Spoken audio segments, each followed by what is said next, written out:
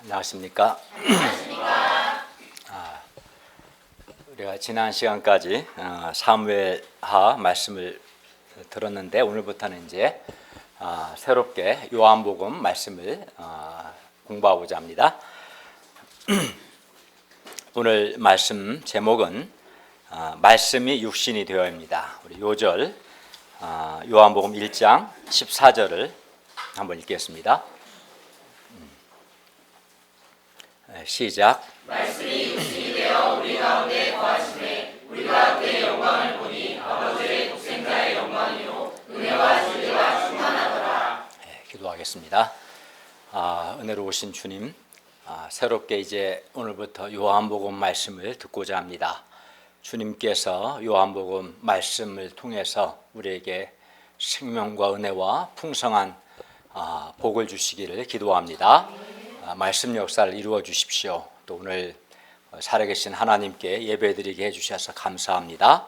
저희가 다만 하나님을 경외하는 마음으로 예배를 드리고 하나님을 기쁘시게 하고 영화롭게 하게 도와주시고 주님께서 이 자리에 임재하셔서 우리 각 사람을 만나주시고 우리의 죄를 용서해 주시고 우리에게 생명을 풍성히 공급해 주시옵기를 기도합니다. 또 하나님의 말씀을 바르게 깨닫고 은혜를 받고 또 믿음과 순종으로 반응할 수 있도록 도와주시옵소서. 예수님의 이름으로 기도하였습니다. 아멘. 요한복음 20장 31절은 요한복음을 기록한 목적을 다음과 같이 말씀합니다. 한번 볼까요? 20장 31절 요한복음 오늘 덮지 말고 잘 보세요. 따라서 본문을 20장 31절을 한번 찾았어요? 읽겠습니다. 시작. 오직 이것을 기록하면 너희로 예수께서 하나님의 아들 그리스도이심을 믿게 하려 함이요 또 너희로 믿고 그 이름을 힘입어 생명을 얻게 하려 함이니라. 그러므로 우리가 예수님을 하나님의 아들 그리스도로 믿고 예수님의 이름을 힘입어 생명을 얻고자 하는 분명한 목표 가운데 요한복음 말씀을 배울 수 있기를 기도합니다. 그래서 이제 시작했을 때보다 시간이 가면 갈수록 생명이 더 풍성해져야겠죠, 그렇죠? 그럼 여기서 말하는 생명이 뭐냐는 좀 이따 보기로 하고, 그래서 이 요한복음 말씀을 통해서 생명이 풍성하게 될 수 있기를 간절히 바랍니다.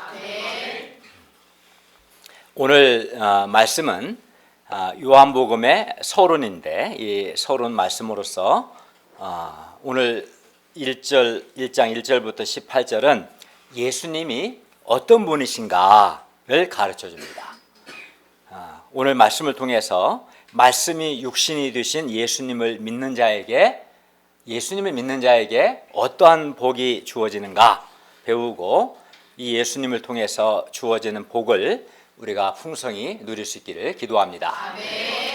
첫째, 예수님은 창조 전부터 계신 하나님이시며 창조주이십니다. 1절에서 3절 말씀이에요. 1절, 3절 읽어봤죠? 네. 좀 어려웠어요? 쉬웠어요? 둘 중 하나를 말해야죠. 어려웠어요? 처음 어렵지 않았어요? 처음 읽을 때는? 네. 그러니까 우리가 성경을 읽으려고 큰맘 먹고 이제 마태복음 폈는데 족보가 나오니까 지루해서 덮어버리고 안 되겠다. 요한복음 딱 봤는데 말씀이 뭐 막 나오니까 어려워서 또 덮고 그런 사람들이 있는데 근데 1, 2, 3절이 조금 말이 어렵지만 하나 또 잘 들어보면 그렇게 또 어렵지만은 않아요. 그럼 일단 1절에 3절 한번 봅시다. 천천히 한번 봅시다. 태초에 말씀이 계시니라. 이 말씀이 하나님과 함께 계셨으니 이 말씀은 곧 하나님이시니라. 만물이 그로 말미암아 그 말씀이겠죠. 말씀으로 말미암아 지은 바 되었으니 지은 것이 하나도 그 말씀이 없이는 된 것이 없느니라. 이런 말이죠. 여기서 이제 요한복음 1장 1절에 보니까 태초에 그렇죠. 여기 태초는 그러니까 창조가 있기 전을 가리켜요. 하나님이 천지를 창조하시기 전, 즉 그러니까 하나님이 우리 창세기 1장에 보면 넷째 날에 태양을 만드시고 그렇죠. 그러니까 넷째 날 천지를 창조하시면서 하나님이 공간과 시간을 창조하셨죠. 그렇죠? 그러니까 하나님이 창조하기 전에는 공간도 시간도 없었던 거겠죠. 우리가 경험하는. 그러니까 창조 전에는 우리가 이런 시간 개념이 없었던 거예요. 그러니까 여기서 태초에는 창조 전, 다른 말로 표현한다면 시간 넘어 영혼의 상태를 가리켜요. 물론 영혼의 상태라는 게 우리가 사실 말은 해도 정확하게 우리 피부로 느낄 수 없겠지만, 그러니까 이 말씀은 태초에 계셨다. 천지가 창조하기 이전부터 계셨다. 영원전에 계셨다. 그런 말이에요. 그리고 1절 말씀이 그러잖아요. 태초의 말씀인데 이 말씀에 해당하는 헬라어는 그 요한복음 1장 1절의 각주 보세요. 밑에 부분 각주가 나오죠. 뭐라고 되어 있어요? 가로 1번하고 헬 콤마하고 로고스 있죠. 헬은 헬라어 약자란 말인데 로고스다라고 되어 있죠. 그러니까 1절 말씀에 해당하는 헬라어는 이제 여기 로고스인데 더 정확하게 말하면 호 로고스 이렇게 되어 있어요. 호는 정관사의 헬라어로 영어 더에 해당하는 정관사가 호인데 호 로고스라고 되어 있어요. 그러니까 헬라어 호 로고스를 우리 성경은 뭐로 번역한 거예요? 말씀. 영어 성경은 뭐로 번역했어요? The Word로 번역했죠. 그러니까 더 한글 성경도 좀 더 정확하게 번역하려면 영어처럼 The Word처럼 그 말씀 하면 더 좋았겠죠. 그런데 영어 성경 가진 사람 보면 알겠지만 The Word일 때 word가 이제 그 말 그런 말인데 W가 뭐로 되어 있어요? 소문자로 되어 있어요? 대문자로 되어 있어요? 대문자로 되어 있어요. 왜 그러겠어요? 그냥 여기서 word 말씀은 그냥 단순한 말이 아니라 인격적인 어떤 인격적인 분, 의인화 시대 인격화된 인격적인 분이기 때문에 소문자 W를 쓰지 않고 대문자 W를 사용했죠. 그러니까 헬라어에 이제 호 로고스, 그러니까 헬라어 보면 엔 아르케 태초에 호 로고스가 있었다 그렇게 되는데 호 로고스는 즉 우리말로 번역하면 그 말씀, 영어로 또 워드인데 이는 인격적인 분이시다라는 걸 알 수 있어요. 그러니까 단순한 말이 아니라 인격화된 인격적인 분을 가리킵니다. 여기까지 이해 가요? 네. 그리고 1절에 이 말씀, 이게 로고스죠. 이 말씀이 뭐라고 그랬어요? 하나님과 함께 계셨다라고 하죠. 그렇지 않아요? 네. 이 말씀 하나님과 함께 계셨다 할 때 그 하나님은 성부 하나님을 가리켜요.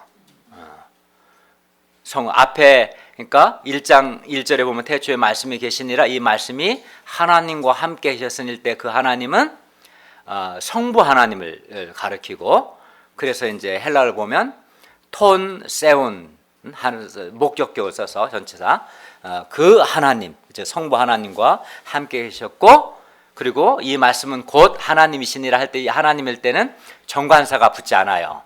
그러니까 그냥 세우스로 되어 있어요. 이 말은 뭐냐면 그러니까 이 말씀이 계신 이 말씀도 하나님이시고 하나님과 함께 계셨을 때 그 하나님 성부 하나님도 하나님이시다 이제 그런 의미예요. 그래서 1절은 그 말씀 즉 로고스라고 했는데 그 말씀이 성부 하나님과 계셨고 이 말씀도 하나님이시다라고 말씀합니다. 그러니까 1장 1절의 말씀 헬라어로 로고스는 뭐라는가요? 하나님이시다. 그러니까 인격적인 분이시겠죠, 그죠? 근데 이 말씀 로고스도 하나님이시고 성부도 하나님이시고, 근데 이 말씀이신 하나님께서 성부 하나님과 함께 계셨다. 근데 이 말씀이신 하나님도 이 말씀도 원래 하나님이셨다. 이제 그 얘기를 하고 있는 거죠. 여기까지는 이해 가요? 네. 성경 안 한 분은 좀 어렵겠지만 그래도 이해는 할 수 있겠죠. 그러니까 성부도 아버지를 가리키는 성부라 하는데 성부도 하나님이시고 말씀도 하나님이신 것이죠. 1장 1절은 그걸 말하죠. 말씀도 하나님이시고 성부도 하나님이시고, 근데 말씀 하나님께서 성부 하나님과 태초부터 함께 계셨다, 그 얘기를 하는 거예요. 그리고 3절을 보세요. 3절은 뭐라고 되어 있어요? 만물이 그로 말미암아라고 됐죠. 그는 누구겠어요? 그죠. 1절 2절에 나오는 말씀, 즉 로고스겠죠. 그래서 만물이 1장 1절을 말씀으로, 즉 로고스로 말미암아 지은 바 되었다라고 하니까 1장 1절 2절 말씀, 즉 로고스는 뭐가 되겠어요? 창조주가 되겠죠. 모든 것이 말씀으로 말미암아 존재하게 됐다. 그러니까 말씀이 모든 것을 창조했다는 거죠. 그러니까 그 말씀은 창조주이신 거죠. 그래서 1, 2, 3절에서 말하고자 하는 게 뭐겠어요? 1장 1절 말씀, 즉 로고스는 뭐라 하는 거예요? 태초부터 계셨는데 이 로고스는 성부 하나님과 함께 계셨다. 함께라는 말은 성부 하나님과 깊은 사랑의 교제 가운데 계셨다. 성자 하나님과 성부 하나님이 깊은 사랑의 교제 가운데 계셨어요. 그것을 함께 계셨다라고 표현했고, 그리고 말씀 자신도, 즉 로고스 자신도 1절 하반절에서 뭐라고 했냐면 하나님이시다라고 말씀합니다. 그리고 태초부터 계신 이 창조주가 되시고 하나님이신 1장 1절의 이 말씀, 그 말씀이 14절에서는 뭐라고 되어 있어요? 14절에 보니까 말씀이 육신이 되었다. 육신이란 말은 헬라어로 사르크스인데 우리 같은 이제 이 살과 피를 가진 몸을 가리켜 사르크스라고 해요.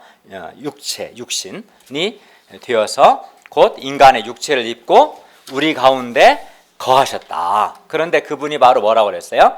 아버지의 독생자의 영광이라 이렇게 말씀하죠. 그러니까 아버지의 독생자라고 말해요. 그러니까 1장 14절은 1장 1, 2, 3절에 있던 그 말씀이 육신이 되셨다. 육신, 우리와 같은 살을 가진 사람이 되셨고 우리 가운데 거하셨는데 그분이 누구라고 그랬어요? 아버지의 독생자다. 아버지의 독생자다. 그리고 여기서 아버지의 독생자라는 표현은 아버지란 말은 우리가 성부라고 표현하는데 성부 하나님과 구별해서 아버지의 독생자를 가리켜서 성자 하나님, 아들 하나님이시다라고 말해요. 그러니까 성부 하나님, 아버지 하나님도 하나님이시고 아버지의 독생자이신 아들 하나님도 하나님이신 거예요. 그러면 아버지가 위고 아들은 아래일까요? 그렇지는 않아요. 이게 조금 어려울 수 있는데, 그러니까 우리 성부와 성자는 아까 1장 1절에서 말씀은 태초부터 계셨죠. 그러니까 아버지도 태초에 계셨고 아들도 태초에 계셨고 두 분이 처음부터 영혼의 상태에 같이 계신 거예요.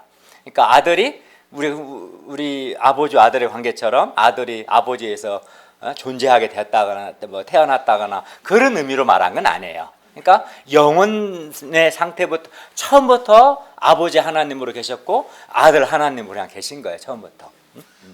그러니까 누가 먼저 있었다거나 그런 거 없어요. 전혀. 처음부터 같이 계셨죠. 그래서 어쨌든 1장 14절에 아버지의 독생자란 말은 유일하게 나신 그런 말인데 유일한 아들이라는 말인데 아버지의 독생자는 성자 하나님을 가리킵니다.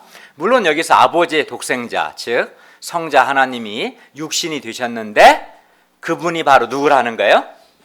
예수님이시라는 거죠. 공생애를 사신 그 예수님이 바로 원래는 육신이 되기 전에 누구였다는 거예요? 그렇죠. 말씀, 성자 하나님이셨는데 성자 하나님께서 육신, 사람의 몸을 입고 오셨다. 그분이 바로 예수님이시다. 그런 거예요. 예수님은 두 가지 성품을 두 가지 본성을 갖고 있는 거죠. 원래 하나님이셨죠. 1장 1절에 그 말씀이 하나님이셨다. 하나님의 성품을 뭐라고 신성이라고 신의 성품. 원래 예수님은 신성을 가지신 성자 하나님이셨는데 성자 하나님께서 육신을 수용하신 거죠. 입으신 거죠. 그래서 마리아 몸에서 나으신 거지. 그래서 예수님은 신성도 가지고 계시고 인성도 가지고 계신 거예요. 아주 독특하죠.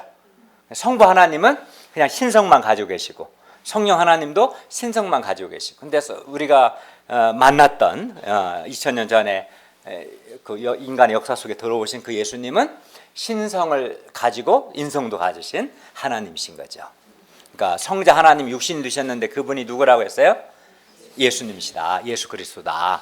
따라서 예수님은 육신이 되기 전, 그러니까 성육신 하시기 전에 태초부터 계셨고 성부 하나님과 함께 계셨던 성자 하나님이셨음을 우리가 알 수 있습니다.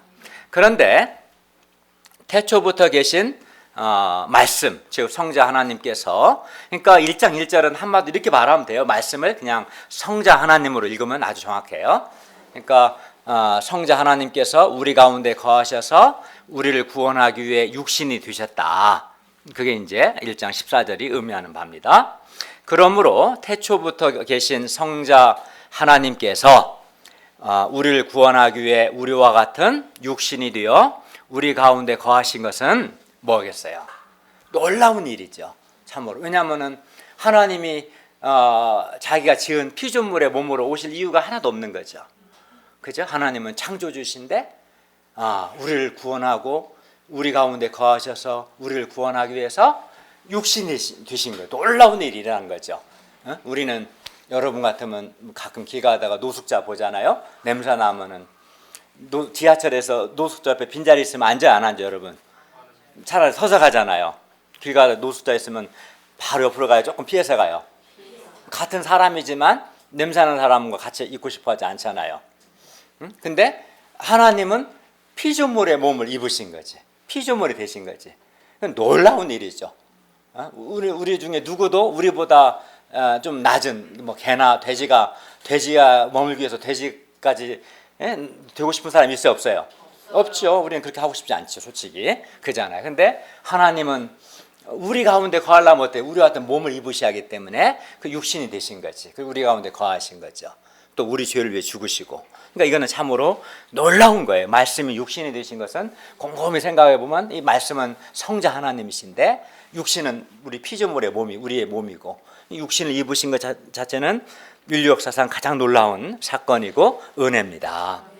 그러니까 요한복음 1장 1절부터 14절에 나오는 태초부터 계신 그 말씀은 누구랬어요? 성자 하나님이시고 성자 하나님께서 육신이 되셨고 우리 가운데 거하기 위해서. 근데 그분이 바로 누구라고 했어요? 예수 그리스도시다라는 거죠.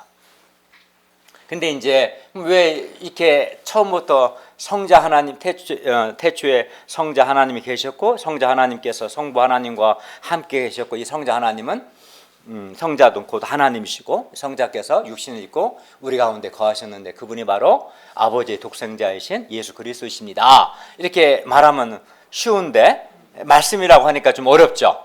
왜 그렇게 했겠어요? 생각 안 해봤겠지. 왜냐하면 이게 이제 성부 하나님과 성자 하나님, 성령 하나님 삼일체인데 신약 성경에는 아주 명확하게 성부 하나님과 성자 하나님과 성령 하나님에 대해서 언급이 되지만 구약 성경에서는 성자 하나님에 대해서 명확하게 언급이 안 돼요. 구약 성경만 읽을 때는 간접적으로는 삼일체가 나타나지만 신약 성경처럼 명확하게는 안 나타나요. 그래서 성자 하나님이라고 바로 말하기가 곤란한 거예요. 근데 말씀은 나타나요. 그러니까 구약 성경에서 이제 우리 말씀에 해당하는 헬라어가 뭐라 그랬어요? 로고스죠. 신약 성경은 헬라어로 기록됐고 구약 성경은 히브리어로 기록됐는데 말씀에 해당하는 히브리어는 다바르. 그러니까 다바르, 로고스 말씀 다 같은 말이죠. 근데 다바르가 처음에는 하나님의 말씀 태초에 말씀 빛이 있으라니까 빛이 있었고 말씀은 창조의 수단이었어요, 처음에. 근데 좀 지나서 이 말씀은 단순한 창조의 수단을 넘어서 특히 지혜에서 욥기나 잠언이나 또 유대 문헌들을 보면 말씀이 나중에는 하나님의 창조의 주체자가 돼요, 주체가.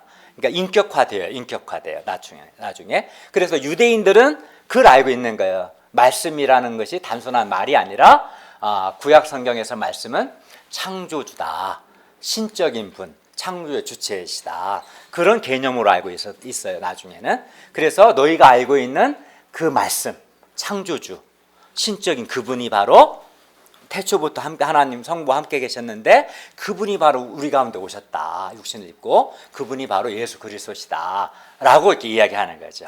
유대인들을 위해서 그 말씀이란 말 사용했죠. 그러나 우리가 이제 신약 성경을 다 알고 있기 때문에 그런 결론적으로 말한다면 성자 하나님이시다 말씀은. 그리고 말씀이 하나님과 함께 계셨다 할 때 그 하나님은 성부 하나님이시다. 결론적으로는 그렇게 하면 더 명확하겠죠. 그러나 요한복음을 기록한 때는 신약 성경이 완전히 다 완성되거나 또 삼위일체 신앙이 완벽하지 않은 상태에서는 이제 유대인들을 위해서 그들이 알고 있는 말씀이라는 하나님의 창조의 주체자라는 개념을 가지고 예수님을 설명하고 싶었던 것이고, 그 하나님이 육신이 되셨다는 사실을 강조하고 싶었던 거예요, 요한은.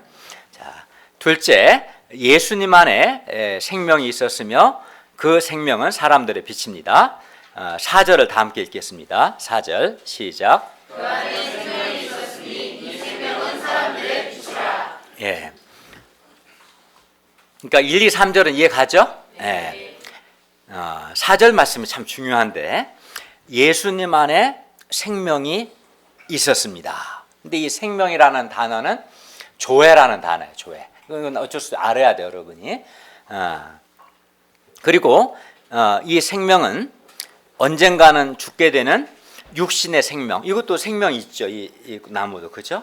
우리에게도 생명이 있고 또 뭐 돼지나 소에도 생명이 있고, 그런 생명은 보통 육신의 생명, 육체의 생명이라 할 수 있는데, 예수님 안에 있는 생명은 언젠가는 죽는 그런 육체의 생명이 아니라 영원히 죽지 않는 생명을 가리켜요. 그러니까 그를 영원한 생명, 영적인 생명.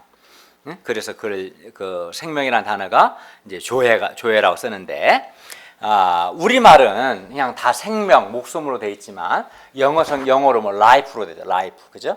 근데 성경이 기록된 헬라어를 보면 구분해서 써요, 생명이라는 단어를. 그러니까 가령 먼저 볼까요? 그 예수님 안에 생명이 있었다 할 때 그 생명은 조회라고 그랬죠. 이 성경이 조회와, 그리고 보통 사람의 목숨, 뭐 주님을 위해 목숨을 내놓으라 할 때 그 목숨은 푸시케를 말해요. 그냥 이런 생명들은, 이런 자연적인 생명들, 물리적인 생명들은 푸시케라고 표현하는데, 조회와 푸시케를 구별해서 써요, 성경은. 우리말로는 그냥 생명으로 번역하고 영어도 그냥 라이프로 번역하지만 헬라 원어를 보면 구분해서 쓰는데, 몇 개를 한번 찾아볼까요? 그러면 제가 몇 개를 한번 예를 들어줄게요. 요한복음 3장 16절 보세요. 3장 16절에 뭐가 나와요? 맨 뒤에 보면 영생을 얻게 하려 하심이라, 그죠? 그러니까 영생이나 여기 생명은 사실 같아요. 영생이란 말은 영원한 생명인데, 영원한에 해당하는 헬라 아이오니오스라고 사용하든 안 하든 그냥 그 생명은 똑같아요, 사실은. 영생이나 그냥 아이오니오스 조회라고 하면 영원한 생명이고, 그냥 조회면 그냥 생명인데 본질은 같아요. 왜냐하면 생명 자체가 영원하니까, 조회는. 예. 그리고 5장 24절 한번 보세요. 5장 24절.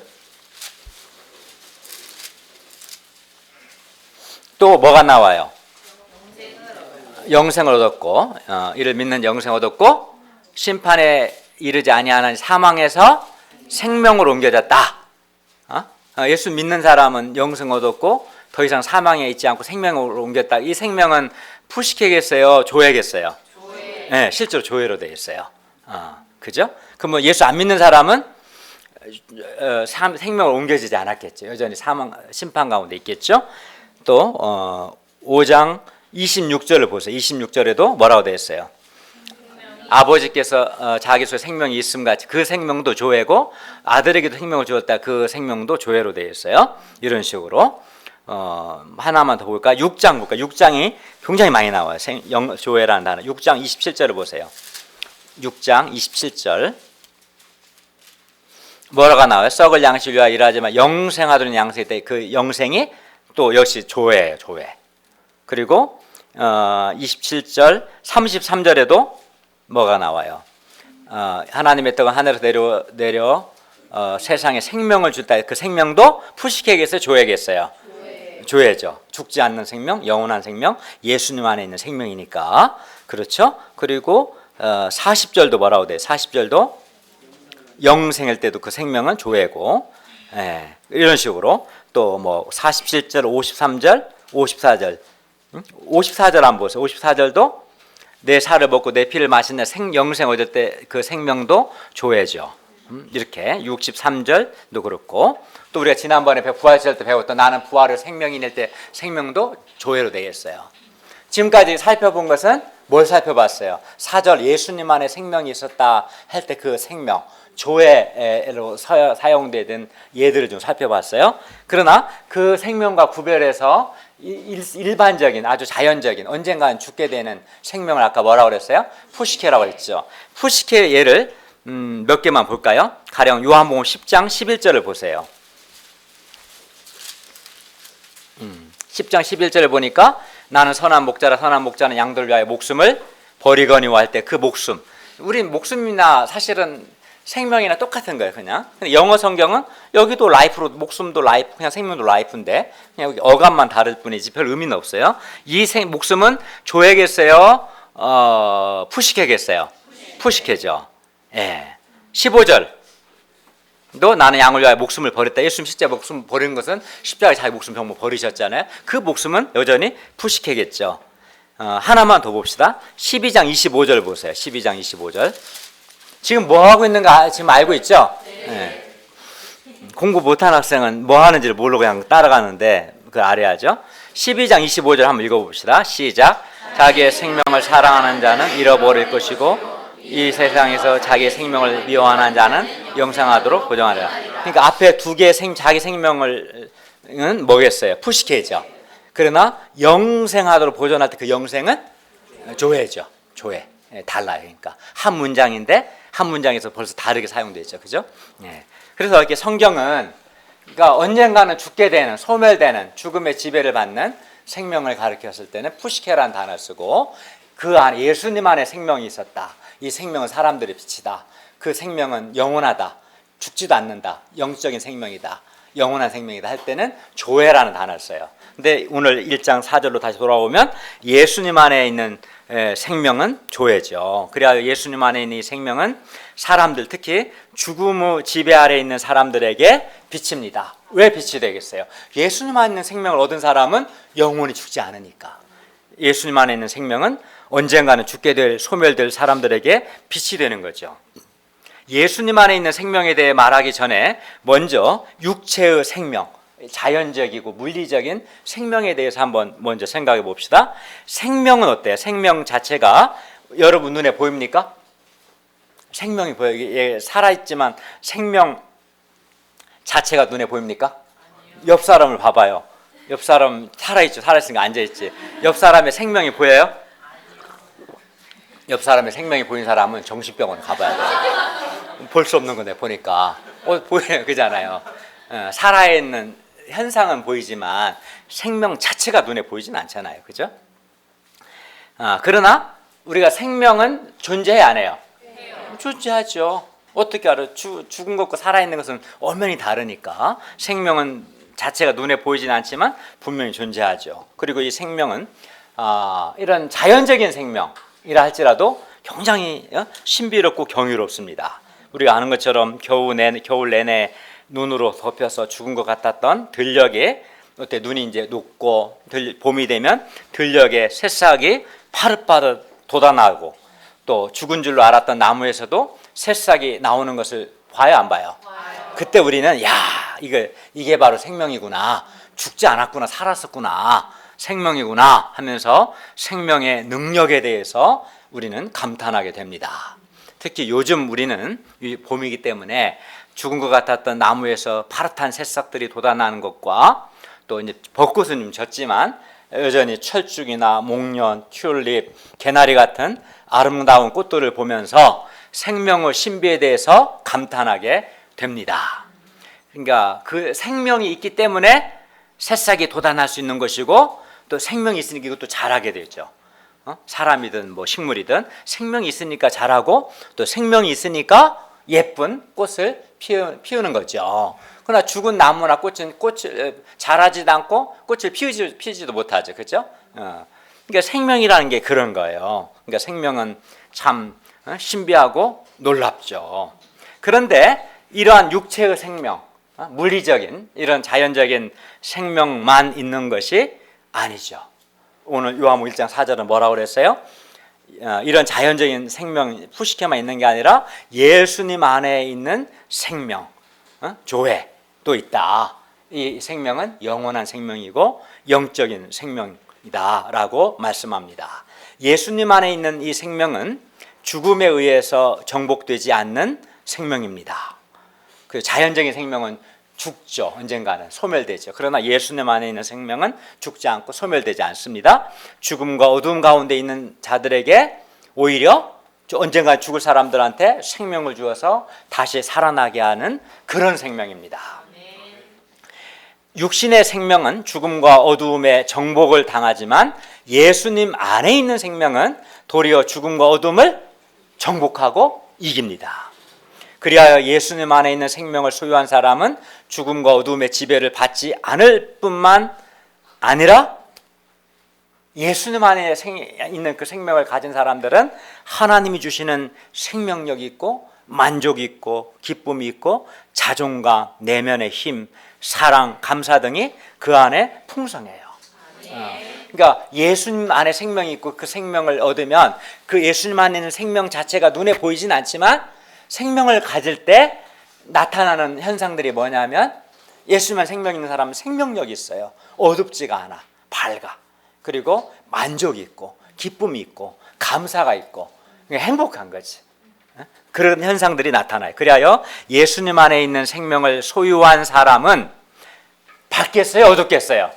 밝죠. 왜? 그 사람 안에 생명력 있고 참 만족 있고 기쁨이 있고 죽음의 지배를 받지 않고 어둡지 않으니까 밝죠.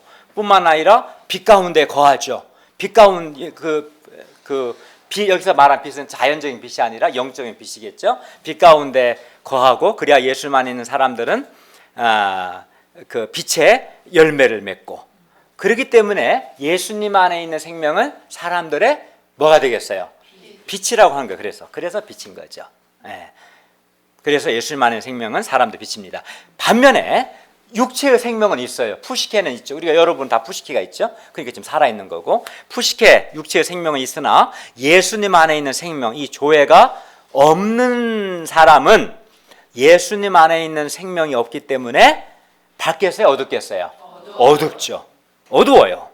그리고 그 어둡다는 거, 그 어두움은 어떻게 나타나냐면, 예를 들어서 그 어두움은 죽음 권세, 죽음에 대한 두려움, 허무, 무의미, 무기력, 슬픔, 절망, 열등감, 운명주의 등으로 나타나. 이런 것은 어둠이죠. 그 사람이 왜 어두워요? 예수님 안에 있는 생명이 없기 때문에 그는 이러한 어둠이 있는 거예요. 그 사람 안에. 어둠이라는 것은 이런 걸로 나타나죠. 예수님 안에 있는 생명을 소유한 사람은 영적으로 생명력이 있고 밝고 빛 가운데 행하고 빛의 열매를 맺습니다. 빛의 열매는 뭐겠어요? 사랑, 거룩함, 의로움, 그러한 빛의 열매를 많이 맺게 되죠. 예수님 안에 있는 생명이 그 사람에게 빛이 되기 때문에. 반면 예수님 안에 있는 생명이 없는 사람은 생명력도 없고 어둡고, 아까 어둠이라는 거 뭐겠어요? 죽음의 권세, 두려움, 무기력, 무의미, 슬픔, 절망, 열등감, 허무, 그런 것들이 어둠이죠. 그런 어둠 가운데 있고 어둠 가운데 행하고 결국은 또 어둠의 그런 열매들을 맺게 되는 거예요, 사실은. 그러니까 사람들에게 죽음 권세나 이런 두려움이나 무기력이나 무의미나 또는 허무나 슬픔이나 열등감과 같은 어둠이 있는 것은 왜 그러겠어요? 그들에게 예수님 안에 있는 생명이 없기 때문에 그렇다는 거예요. 사람들에게 여러 가지 어두움이 있는데 그 근본 이유는 그들에게 예수님 안에 있는 생명이 없기 때문입니다. 그러므로 예수님 안에 있는 생명이 없는 사람은 육체는 살았으나, 물론 푸시케는 있죠. 육체는 살았으나 영적으로 죽은 사람이고 어둠 가운데 있는 사람들입니다. 우리도 예수님 믿기 전에는 그러했죠. 사람이 죽음의 지배를 받고 어둠에 빠지는 근본 원인은 외적인 환경이나 인간적인 조건 때문이 아니라 그 사람에게 예수님 안에 있는 생명이 없기 때문에 그렇습니다. 예수님 안에 있는 생명이 없는 사람은 그 사람이 누구라도 그가 비록 젊고 좋은 인간적인 조건을 다 가졌을지라도 그는 죽음과 어둠의 지배를 받을 수밖에 없어요. 그래서 어떤 사람은 굉장히 좋은 대학을 나오고 사회적인 지위가 높고 많은 사람들의 인기와 돈과 명예를 얻었는데 그 너무나 내면이 어두워서 마약을 하고 알코올을 하고 또 쾌락을 즐기다가 어느 순간에는 또 심한 경우는 자살까지 하는 그런 예들이 가끔 있어요, 없어요? 있죠. 왜 그런 거예요? 그 어둠 때문에. 그 왜 어두운 거예요? 예수님 안에는 생명이 없으니까.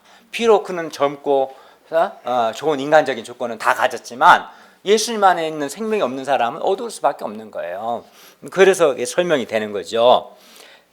사도 바울은 육신의 생명은 가졌으나 예수님의 생명을 갖지 못한 사람을 가리켜서 허물과 죄로 죽은 사람이라고 말했습니다. 여기서 죽었다는 것은 물론 육체적인 죽음이 아니라 영적으로 죽었다, 그런 의미겠죠. 그러나 예수님 안에 있는 생명은 영적으로 죽은 자들을 다시 살아나게 하고 허무나 무의미, 두려움 같은 죽음의 권세 또는 슬픔, 절망, 열등감, 운명주의 등과 같은 각종 어둠 가운데 있는 사람에게 빛을 줍니다. 따라서 우리에게 정말 필요한 건 뭡니까? 예수님 안에 있는 생명이죠. 그리고 이 생명은 사람들에게 비칩니다.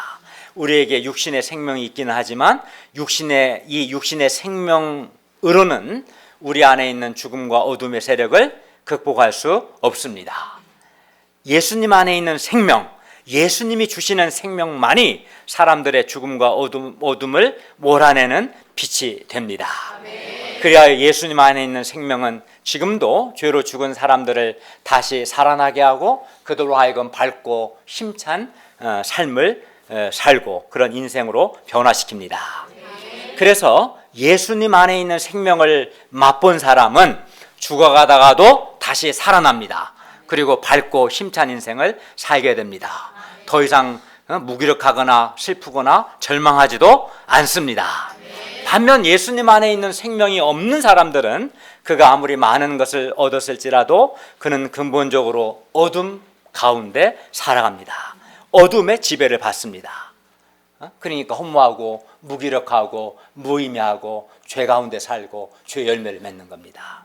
요한복음 3장을 우리가 몇 주 후에 보겠지만 3장을 보면 니고데모라는 사람이 나오는데 그는 부와 권력과 명성을 다 얻은 완벽한 사람이었어요. 그럼에도 불구하고 그에게 예수님이 주시는 생명이 없었을 때 그의 내면은 밤처럼 아주 어두웠습니다.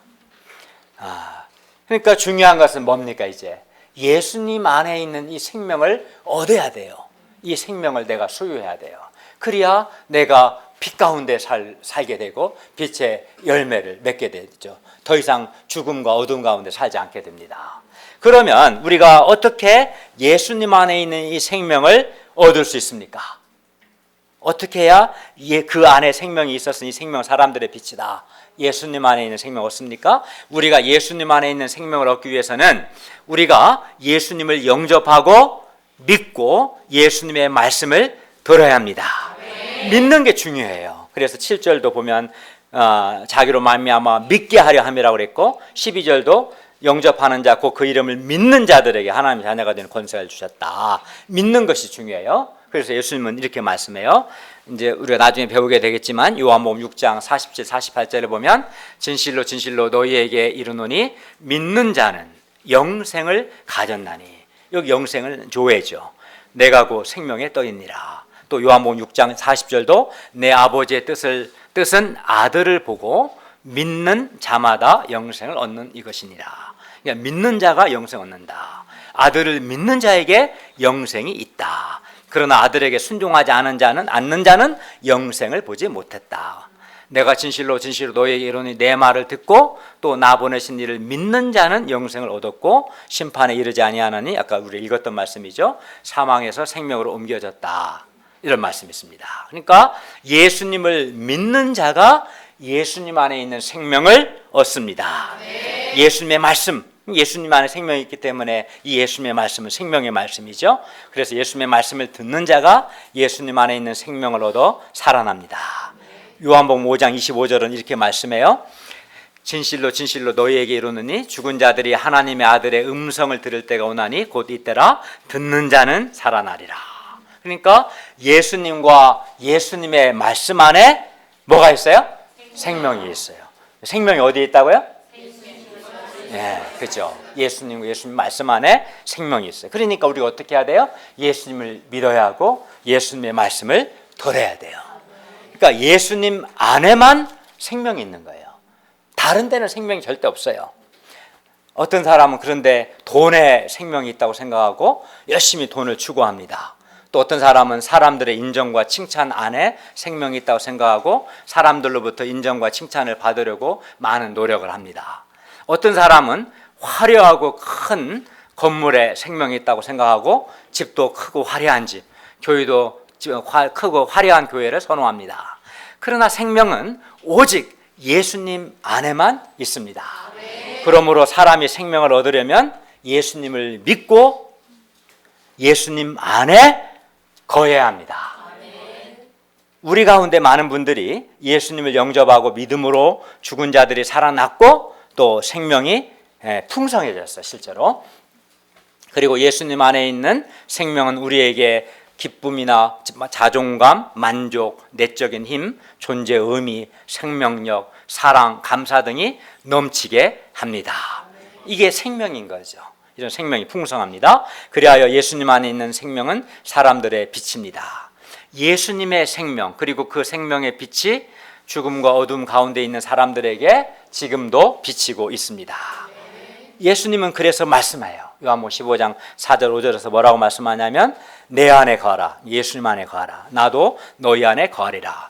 가지가 포도나무에 붙어있지 아니하면 스스로 열매를 맺을 수 없음 같이 너희도 내 안에 있지 아니하면 그러하리라. 그러니까 가지가 생명력이 풍성하고 많은 열매를 맺으려면 포도나무에 붙어 있어야 하잖아요.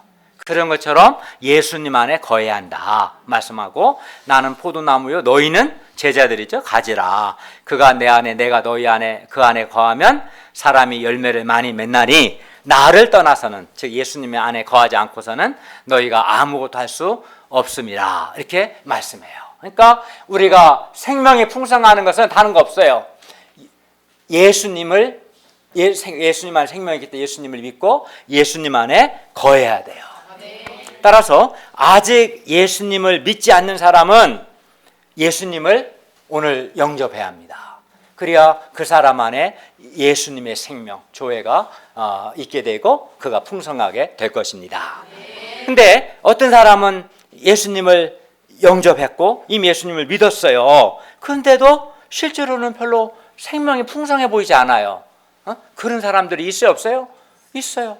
예수님 안에 생명이 있다고 했고 나는 예수님 믿는 것 같은데 어떤 사람은 별로 신자다고 했는데 신자답지도 않고 생명이 풍성하지 않고 그냥 죄 문제로 시달리고 어둠 가운데 행하고 어둠 열매를 자꾸 맺고, 그런 사람을 우리가 경험하게 돼요. 그 이유가 뭘까요? 이는 그 사람이 실제로 예수님 안에 거하는 삶을 살지 않기 때문에 그렇습니다. 그러니까 생명이라는 것이 뭐 그냥 약처럼 그냥 뭐 아무렇게나 먹기만 하면 되는 그런 건 아니에요.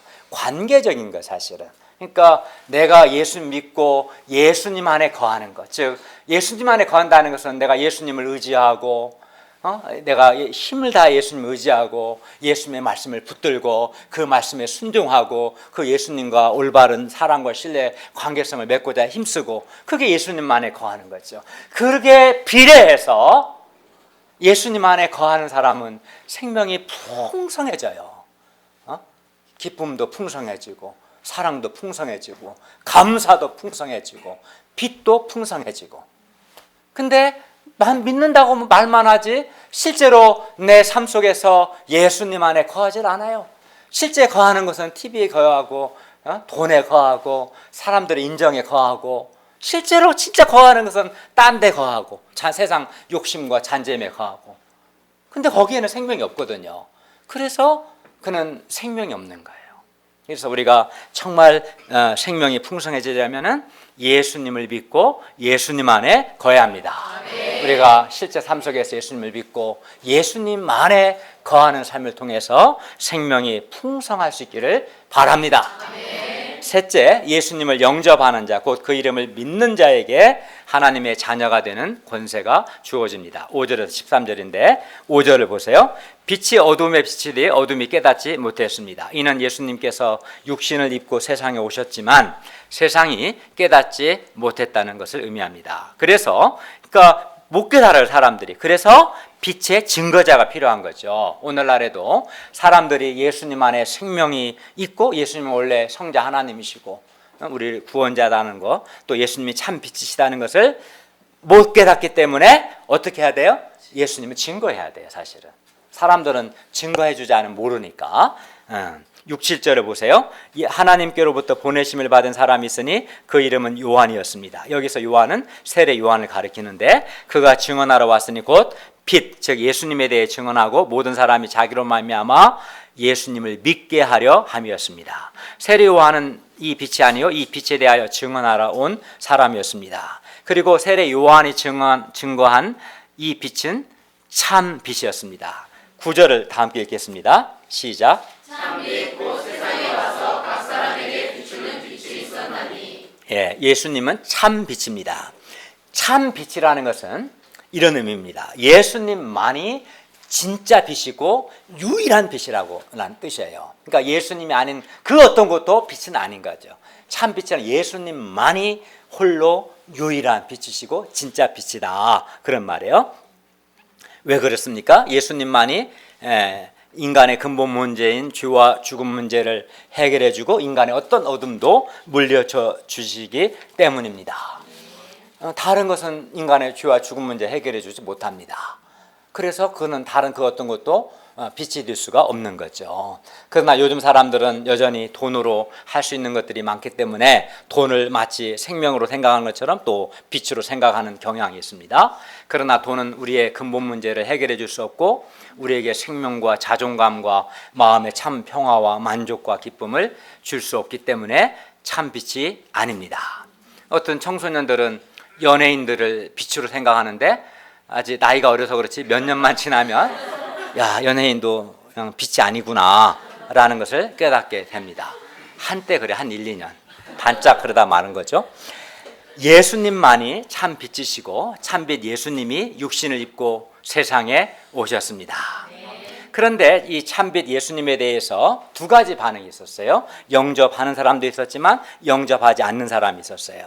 먼저 영접하지 않는 사람이 있었어요. 10절과 11절을 한번 읽겠습니다. 시작. 그가 세상에 계셨으며 세상은 그로 말미암아 지은 바 되었으되 세상이 그를 알지 못하였고 자기 땅에 오매 자기 백성이 영접하지 아니하였으나. 사람들은 예수님이 태초부터 계신 하나님이시며 또 만물이 예수님으로 말미암아 지은 바 되었음을 인정하지 않았습니다. 또 예수님 안에 생명이 있다는 것도 인정하려고 하지 않았습니다. 예수님께서 사람들에게 오셨으나 자기 백성인 이스라엘조차도 예수님을 영접하지 않았어요. 그러나 한편 그 빛, 즉 예수님을 영접한 사람들도 있었어요. 12절 읽겠습니다. 시작. 영접하는 자, 곧 그 이름을 믿는 자들에게는 하나님의 자녀가 되는 권세를 주셨으니. 예수님을 영접하고 그 이름을 믿는 자들이 있었는데 그 이름을 믿는 사람에게는 하나님의 자녀가 되는 권세를 주셨습니다. 여러분도 아마 누군가의 아들이고 딸일 텐데 자녀에게 어떤 권세가 있어요? 우리 이한드레 목사님은 어떤 권세가 있어요? 자기 아버지 아들로서. 근데 다 줘요? 근데 아버지가 재벌은 아니잖아요, 그죠? 한계가 줄 수 있는 범위 내에서 다 주려고 하겠죠, 사랑하니까. 그러나 인간 아버지는 뭐 한계가 있죠. 24시간 우리와 함께 할 수도 없고, 그죠? 제한돼 있죠. 그러나 어쨌든 자녀에게는 권세가 있죠. 근데 하나님의 자녀에게도 권세가 있죠. 하나님의 자녀에게는 하나님의 극진한 보호와 사랑을 받고 장차 하나님 나라를 상속할 수 있는 권리가, 권세가 주어집니다. 그런데 하나님의 자녀는 아까 예수 믿는 사람에게 하나님의 자녀가 되는 권세 주셨는데, 이 하나님의 자녀는 오직 하나님께로부터 난 사람들이라고 말씀합니다. 13절을 읽겠습니다. 시작.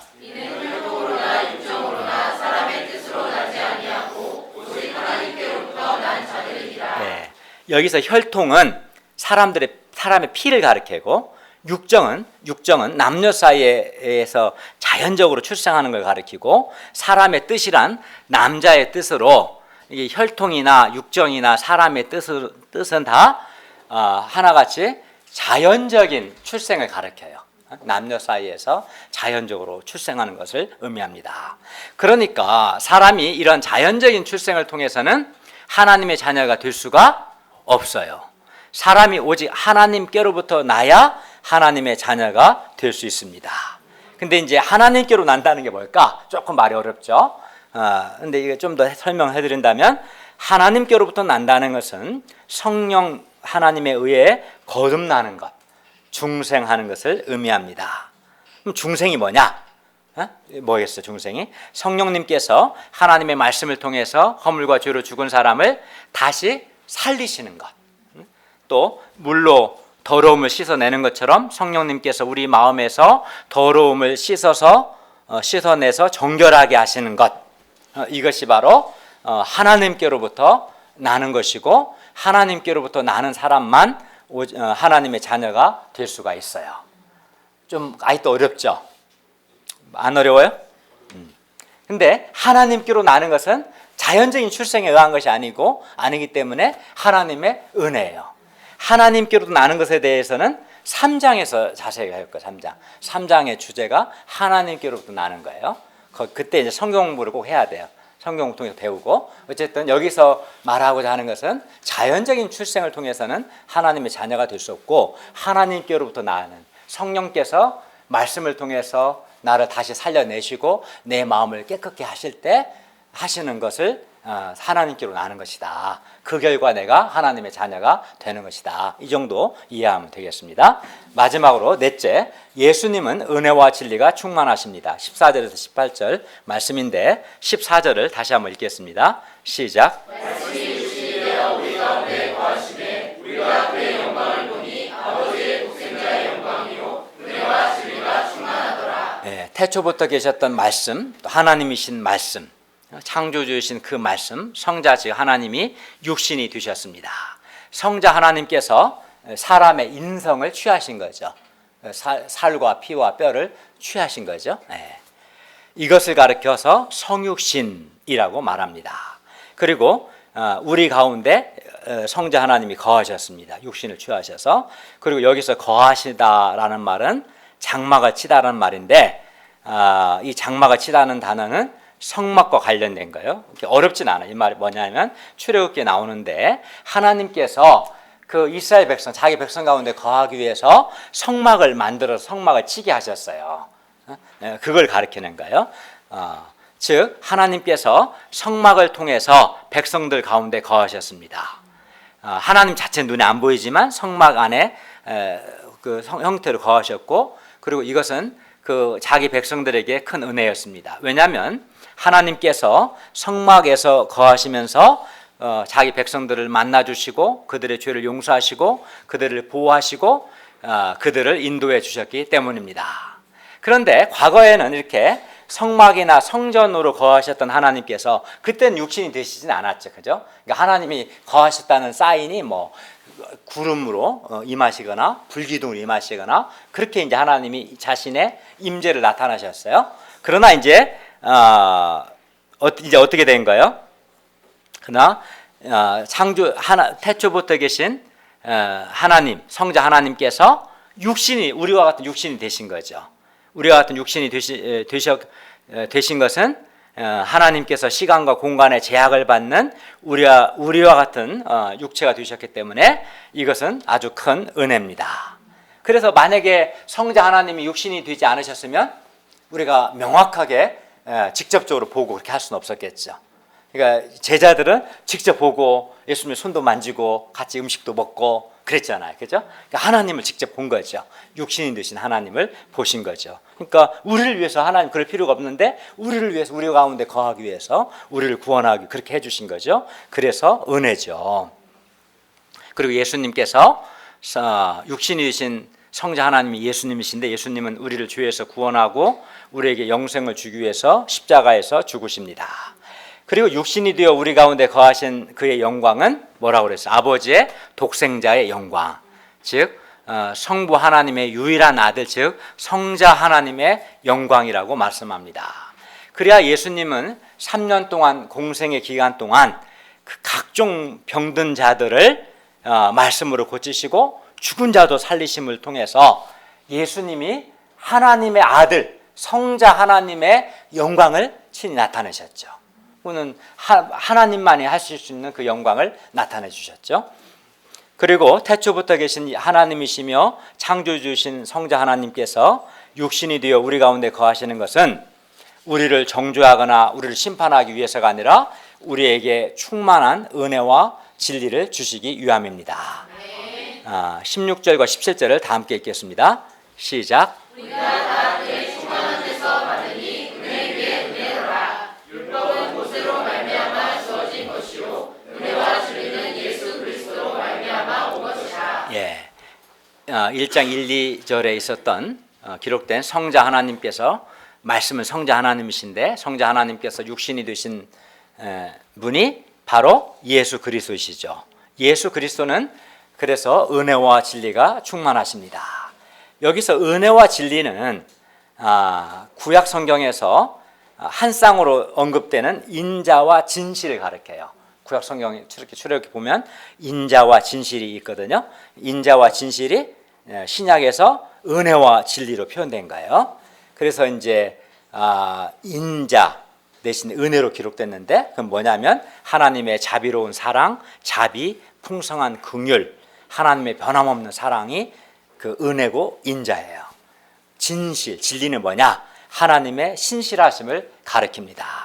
그리하여 예수 그리스도 안에는 은혜와 진리, 인자와 진실이 충만하기 때문에 예수님 안에는 하나님의 그 자비와 긍휼과 변함없는 사랑과 신실하심 등이 충만합니다.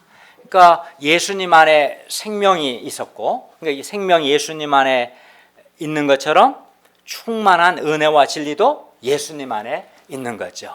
그래서 우리가 예수님을 믿고 예수님 안에 거하면 아까 어떻게 되었어요? 예수님 안에 있는 생명을 얻고 생명이 풍성해지는 것처럼 여전히 역시 우리가 예수님 믿고 예수님 안에 거하면 예수님 안에 있는 그런 은혜와 진리, 인자와 진실, 하나님의 그 충만한 자비와 긍휼과 사랑과 신실하심을 경험하며 누리게 되는 거예요. 그래서 신앙생활을 하면서 그러니까 내가 예수님을 믿고 예수님 안에 거함으로 생명을 경험하고 풍성하게 누릴 뿐만 아니라 나를 향한 하나님의 그 자비와 긍휼과 변함없는 사랑과 그의 신실하심을 내가 경험해야 안 해요.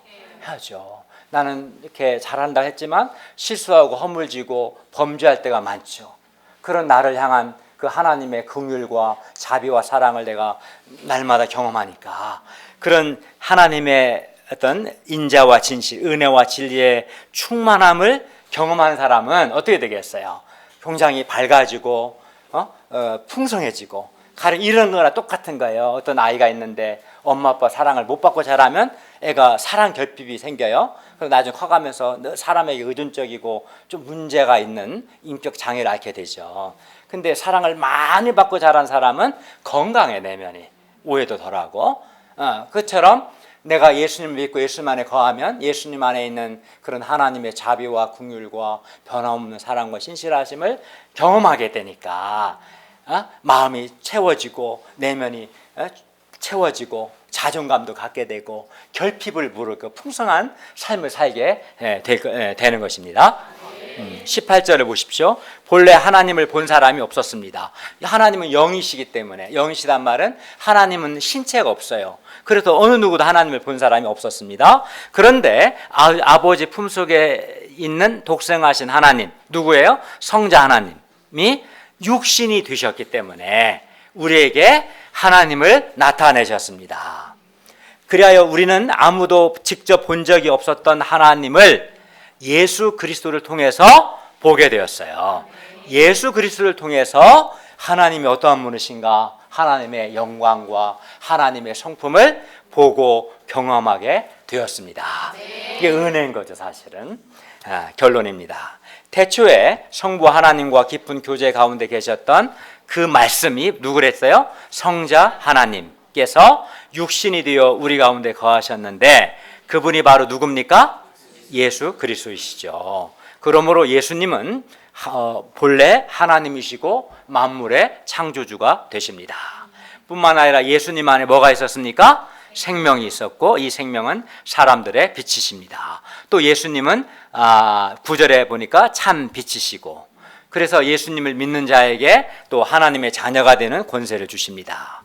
또 예수님은 은혜와 진리가 충만합니다. 그러므로 우리가 예수님을 믿고 예수님 안에 거함으로, 정말 예수님 안에 거함으로 예수님을 의지하고 예수님을 신뢰하고 예수님의 말씀을 붙들고 예수님의 말씀에 순종하는 삶을 사는 것, 그게 정말 예수님 안에 거하는 거죠. 예수님 안에 정말 거함으로 우리가 예수님 안에 있는 생명이 더욱 풍성해져서 우리가 생명력 있는 삶을 살고 빛 가운데 살 수 있기를 기도합니다. 또 예수님 안에 있는 그런 은혜와 진리, 인자와 진실, 하나님의 자비, 긍휼, 변함없는 사랑, 신실하심을 경험하고 받아 누릴 수 있기를 기도합니다. 기도하겠습니다. 은혜로우신 주님, 오늘 요한복음 서론을 공부하게 하셔서 감사합니다. 예수님은 성자 하나님이신데 성자 하나님이 육신을 입고 우리 가운데 거하신 분이 바로 예수 그리스도이심을 배웠습니다. 또 예수님 안에 생명이 있고 또 은혜와 진리가 있음을 배웠습니다. 저희가 예수님을 성경에 기록되고 또 믿음의 선배들이 증언한 이 예수님을 정말 나의 하나님으로 믿고 이 예수님과 관계를 맺고 이 예수님 안에 거하는 삶으로 예수님 안에 있는 생명을 받아 생명이 풍성한 삶을 살게 하옵시고 또 은혜와 진리를 충만히 누리는 삶을 살도록 도와주시옵소서.